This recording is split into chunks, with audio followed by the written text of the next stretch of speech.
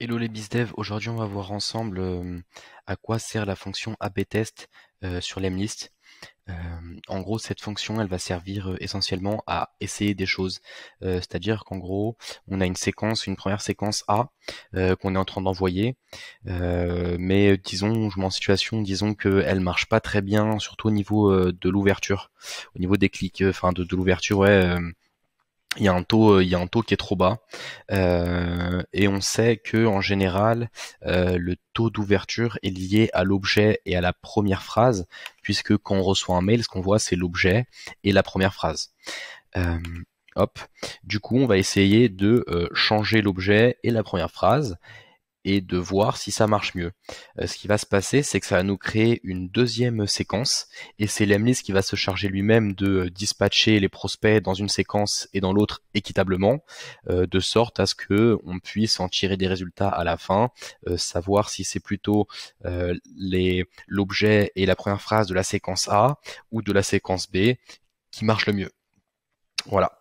Du coup, pour faire ça, bah là j'ai une séquence, voilà, avec un objet et une première phrase qui sont assez basiques. Voilà, prise de rendez-vous, bonjour first name.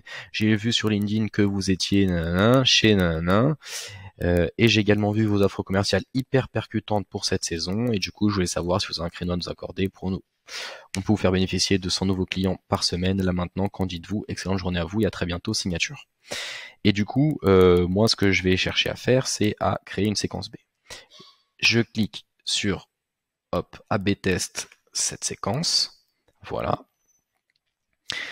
Ce que ça va faire, c'est que ça va créer du coup une deuxième séquence B qui va être exactement identique à la séquence A. Voilà, comme vous pouvez le voir. Hop.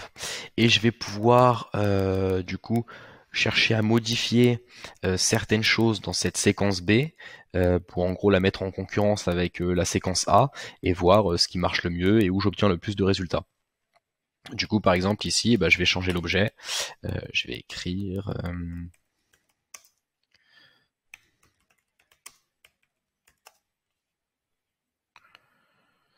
je vais écrire suite échange joint.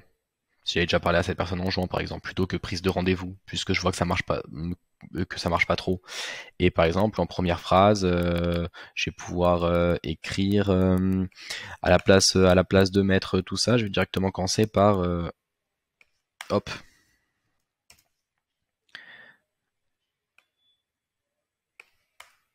J'ai eu vos offres commerciales hyper percutantes pour cette saison, et du coup, je voulais savoir si vous avez un créneau à nous accorder. On peut vous faire bénéficier de 100 nouveaux clients par semaine, là maintenant. Du coup, maintenant, tout ce que j'ai à faire, c'est à cliquer sur sauvegarder. Hop, parfait. Et du coup, là, j'aurai deux campagnes quasi identiques, mais avec sur le mail 1 un objet et une première phrase différentes, qui, je l'espère, m'apportera plus d'ouverture. Voilà, du coup ici j'ai ma séquence A avec l'objet prise de rendez-vous, et ici j'aurai ma séquence B avec l'objet suite échange joint.